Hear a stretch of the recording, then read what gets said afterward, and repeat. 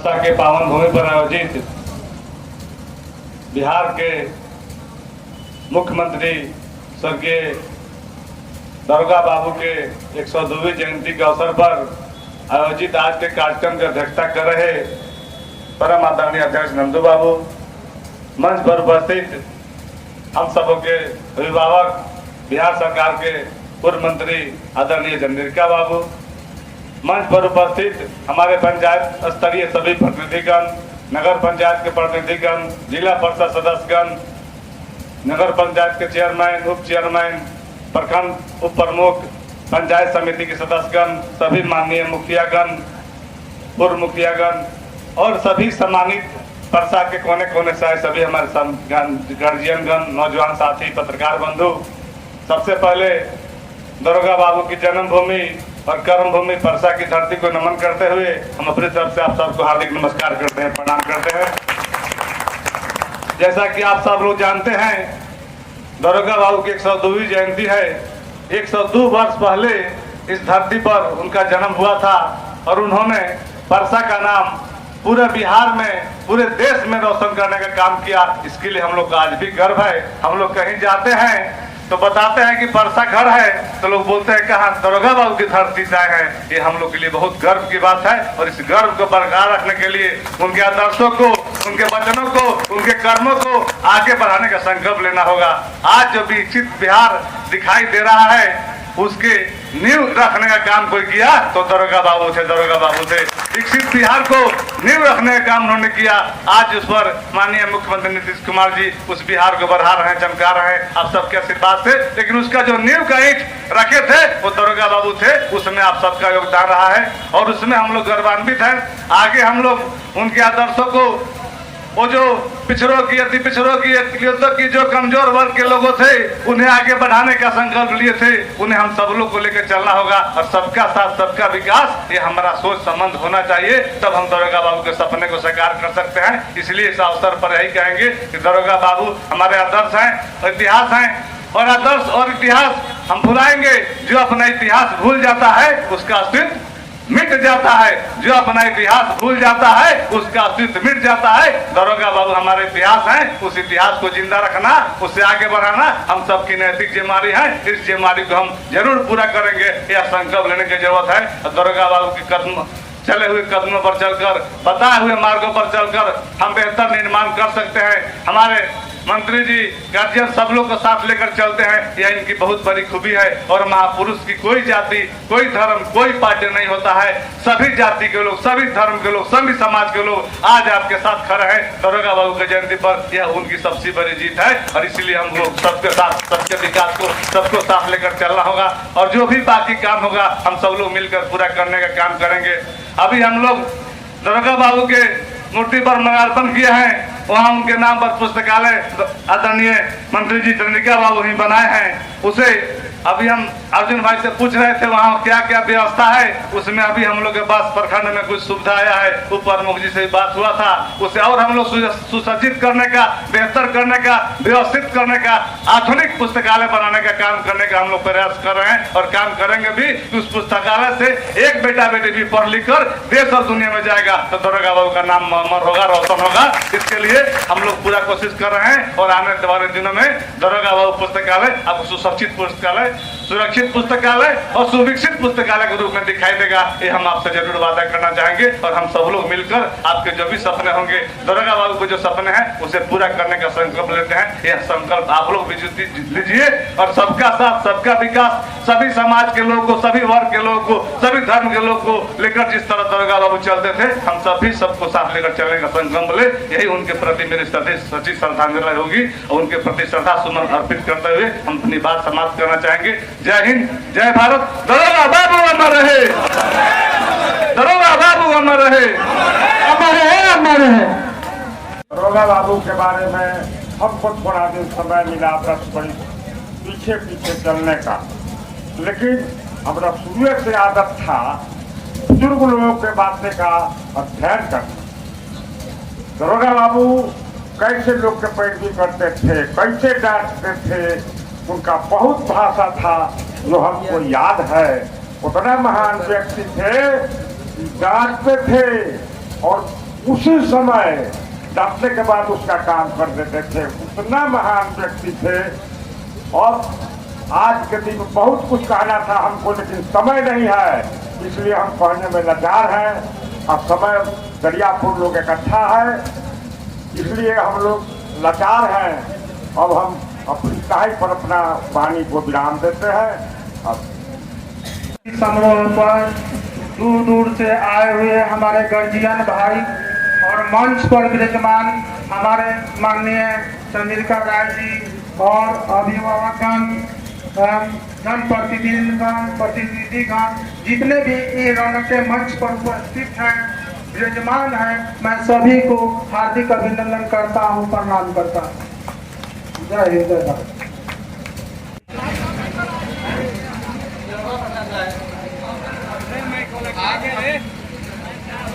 जितने भी लोग हैं, माननीय पूर्व मंत्री चंद्रिका जी और पर्सा के चेयरमैन, मुखियागण, पूर्व मुखियागण, जनप्रतिनिधिगण, जितने भी इस पंडाल में बैठे हैं, उन सब का मैं बहुत बहुत धन्यवाद करता हूँ। आज हमारे पूर्व मुख्यमंत्री दारोगा प्रसाद राय जी का जन्म तिथि, 102वां जन्म तिथि है। आज हम जितने भी पर्से के लोग इस पर्से को के धरती पे जन्मे हैं, इनका दारोगा प्रसाद राय जी का बहुत बहुत इनका मतलब एहसान है। हम उनके नाम से, हम लोग परसा में उनके नाम पे हम लोग जाने जाते हैं कि कहाँ से आए भाई, परसा से हैं। अच्छा, दारोगा जी के जन्मभूमि पे तो बहुत गर्व महसूस होता है। उनके नाम से हम लोग जाने जाते हैं, उनके नाम पर। तो उसके बहुत हम कर्जदार हैं, उनका कर्ज हम लोग नहीं भूल सकते हैं। आज हम लोग को जात पात के नाम से अलग करते हुए उन्होंने हम पूरा बिहार वासियों को एक मंच पे खड़ा किया है। कोई जात धर्म नहीं, जितने भी छोटे लोग हैं, SC के लोग हैं, उन्होंने एक बराबर का हिस्सेदारी दिया। समाज में खड़े होने का, बोलने का, एक साथ बैठने का, खाने उठने बैठने का, ये सारा दिन हमारे स्वर्गीय पूर्व मुख्यमंत्री दारोगा प्रसाद राय जी का दिन है। उसके लिए 102वीं जयंती समारोह में समारोह की अध्यक्षता कर रहे नंदू बाबू, इसका संचालन कर रहे अर्जुन जी, यहाँ मंच पर बैठे हुए सभी सम्मानित गण, दूर दूर से आए हुए सामाजिक कार्यकर्तागण, सम्मानित गण, देवियों, सज्जनों, नौजवान साथियों, आज दारोगा बाबू की 102वीं जयंती है। और हर साल की भांति सबसे पहले नए सचिवालय में उनकी जो आदमकद मूर्ति है, वहां पर मुख्यमंत्री और उनके कैबिनेट के कई सदस्य पहले माल्यार्पण करते हैं और वहीं से समारोह की शुरुआत होती है। आज थोड़ा विलंब से शुरू हुआ क्योंकि मुख्यमंत्री जी थोड़ा व्यस्त थे, से 1.5 घंटा विलंब से शुरू हुआ। और उस कार्यक्रम में मुख्यमंत्री जी के साथ हमारे दोनों उप मुख्यमंत्री जी, मंगल पांडे जी, विधानसभा के अध्यक्ष जी, कई सारे मंत्रीगण वहाँ उपस्थित थे। हम लोगों ने भी साथ साथ वहाँ पर माल्यार्पण करने का काम किया। उसके बाद हम लोग आए यहाँ पर, बीच में दरियापुर में कुछ एक्सीडेंट हो गया था, जाम भी लगा हुआ था, आने में लोगों को थोड़ी कठिनाई हुई। वहाँ पर एक किसी की मृत्यु हो गई थी, इसलिए शायद उन लोगों ने जाम लगा। मेरे आने पर जाम खत्म हो गया था। तो आज जो सबसे बड़ी बात है जो अर्जुन सिंह ने बताने का काम किया कि दारोगा बाबू एक स्वतंत्रता सेनानी थे।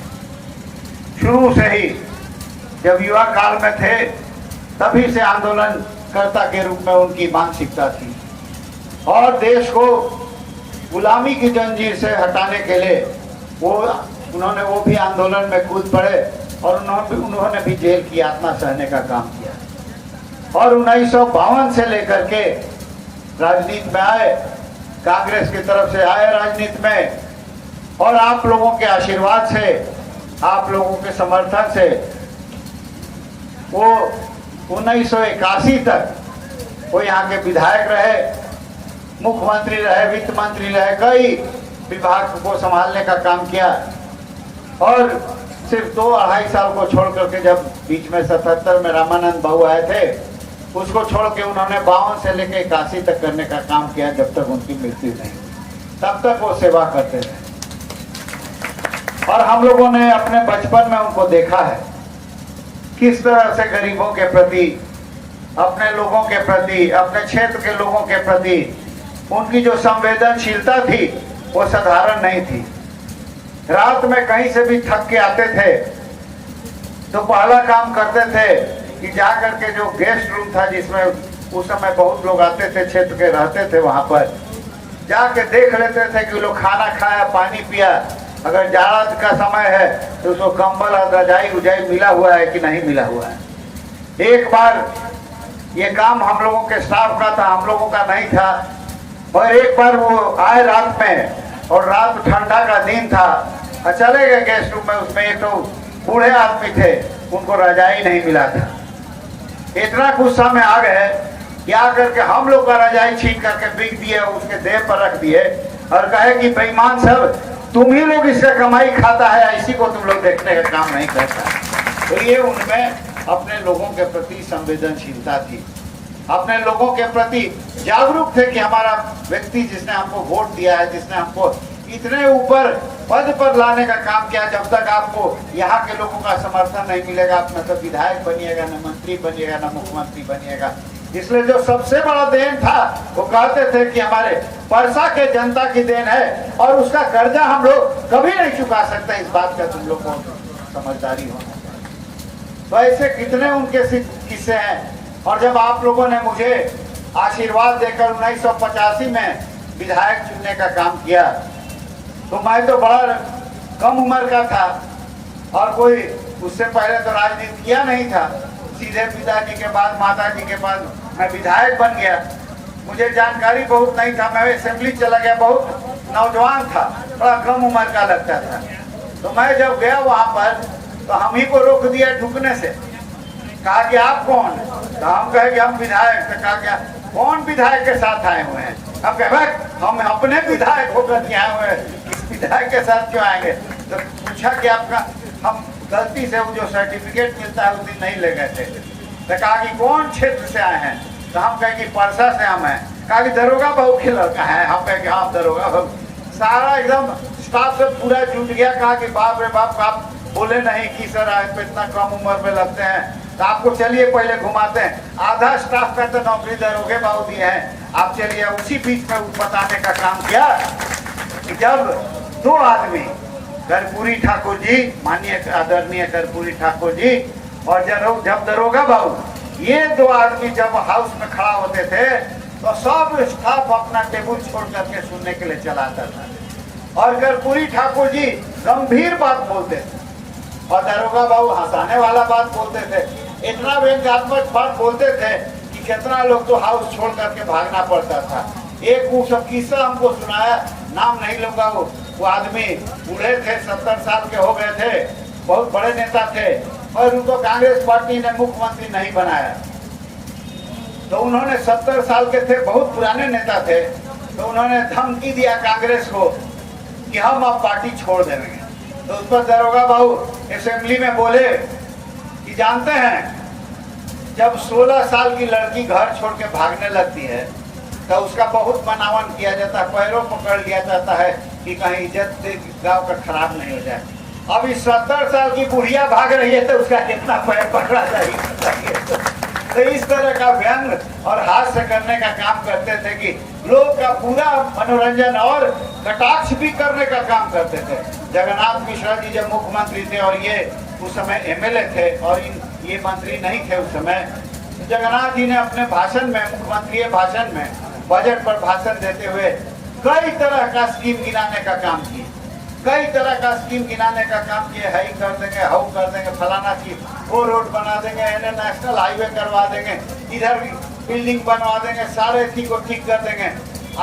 साहब उस समय कांग्रेस पार्टी में थे बाबूजी, उन्होंने भी उठ करके एक कहानी सुना दिया कि वो ओझा था, वो हमेशा उसकी पत्नी को बोलता था कि उत्तर बान्हो, दक्षिण बान्हो, पूरब बान्हो, उत्तर बान्हो, दक्षिण बान्हो, पूरब बान्हो, पश्चिम बान्हो, और रोज यही बात बोलता था। ओझा जो था बाहर घूम करके आता था।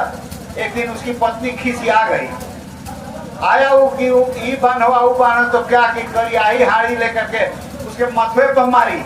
एगो तो चू रहा है छत तो वो तुमसे बनाइए नहीं रहा है, और उतर देखे सब बांध देगा तुम।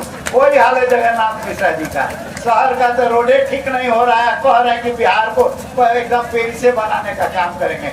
तो उस पर बहुत लोगों ने ऑब्जेक्शन किया, बताइए कांग्रेस का आदमी होकर क्या ये सब उल्टा सीधा बात बोल रहे हैं। तो उस पर उन्होंने कहा असेंबली में कि देखिए भाई, औरत मर्द तो हमेशा लड़ते रहता है, मगर सोना तो एक के जगह पड़ता है। वही हाल मेरा जगन्नाथ मिश्रा जी का है। पार्टी तो एक के, हम लोग तो इसी में न रहने का काम करेंगे। तो इस तरह का उनका जो भाषण होता था, कई तरह का चीज होता था जिसमें लोग हंसते हंसते, मगर उसमें मैसेज भी रहता था, संदेश भी रहता था कि क्या करना है नहीं करना है, आगे हम क्या करेंगे। और गरीबों के प्रति जो उनकी समझ थी, जो किरासन तेल का दाम से लेके अनाज तेल राशन तक सब, कदुआ का क्या दाम है, नेनुआ का क्या दाम है, ये सब जानते थे, जो हम लोग बहुत ही नहीं जानते हैं। कभी पता भी नहीं करते हैं कि गरीबों के बारे में कि कहाँ से उसको सब्जी मिलता है, कितना में आज अनाज आता है, कितना कितना राशन लगता है उसके घर परिवार को। इस बात की समझदारी हम लोग को पूरी तरह से नहीं होती है। तो इन्हीं बातों के साथ मैं इतना ही आप लोगों से कहता हूँ कि दरोगा बाबू थे तो उन्होंने हम लोगों पूरे परिवार में अपने बाल बच्चों के प्रति बहुत उनको ममता थी, वह बहुत कड़ाई करते थे। पढ़ाई लिखाई के शिक्षा के मामले में कोई बर्दाश्त नहीं करते थे कि आप तो पढ़ाई नहीं कीजिए, मगर हमेशा हम बताते रहते थे कि धन संपदा तो आते रहता है, चोर चोरी करके ले जाएगा, डकैत डकैती करके ले जाएगा, तो कुछ भी हो सकता है तुम्हारे धन के साथ, मगर एक बार जब शिक्षा प्राप्त कर लोगे तो जीवन में कोई चोर उचक्का कोई डकैत तुमसे नहीं छीन सकता है, और हमेशा सम्मान में समाज में तुम्हारा सम्मान होता रहेगा। तो उन्होंने जो गरीबों के लिए किया, बास्केट बच्चा देने का काम किया, और शिक्षा में अमूलभूत परिवर्तन करना चाहते थे कि पूरा तरह से बिहार को डेवलप अगर होना है, आगे बढ़ाना है, विकसित होना है, तो निश्चित रूप से बिहार में शिक्षक हमारे अच्छे शिक्षक होंगे। आज मैं देखता हूँ कि मैं जब रहता था 3 नंबर दरोगा रैपत में, तो साहब के एक मास्टर साहब आते थे, अब नाम भूल गए, बहुत बूढ़े थे, बाबूजी को पढ़ाए हुए थे, उभर गए थे, मगर सुबह उठते थे, अब पूरा सरपेंटाइन रोड जो दरोगा रैपत में जो हम लोग का घर था, अपने झाड़ू से साफ करते थे, और इतना अच्छा अंग्रेजी बोलते थे कि हम लोग जैसा अंग्रेजी स्कूल में भी पढ़ने वाला लोग उतना अच्छा अंग्रेजी नहीं बोल सकता था। उस समय के शिक्षक ऐसे हुआ करते थे। उस समय हमारे लड़के बच्चे गणित में एक्सपर्ट हुआ करते थे, मैथ में एक्सपर्ट हुआ करते थे। आज हमारे समाज में यही धीरे धीरे हमारा जो कल्चर बनते जा रहा है, जो हमारा मेरिट है वो कमजोर होते जा रहा है। इसको हम लोगों को ठीक करना होगा। खाली बीए और एमए का डिग्री लेने से नहीं होगा, उसको शिक्षित बनाना होगा और अच्छी शिक्षा देना होगा, तभी हमारे लड़के देश में आगे बढ़ने का काम करेंगे और बिहार को आगे बढ़ाने का काम करेंगे। तो इन्हीं चंद शब्दों के साथ आप सभी लोग दूर दूर से आए हैं इस कार्यक्रम में, आप सभी लोगों का अभिनंदन करते हैं, दिल से धन्यवाद देते हैं। आप लोगों ने दरोगा बाबू को याद किया है, बहुत लोगों ने तो दरोगा बाबू को देखा तक नहीं होगा, मगर उन्होंने जो किया है, जो अपना छाप छोड़ा है बिहार पर, या राजनीति में, सामाजिक परिवेश में या आर्थिक परिवेश में, उसको निश्चित रूप से याद करते हुए उन्हीं के कदमों पर, जो पद चिन्हों पर हम लोगों को चलना होगा, तभी हमारा बिहार विकसित होने का काम करेगा।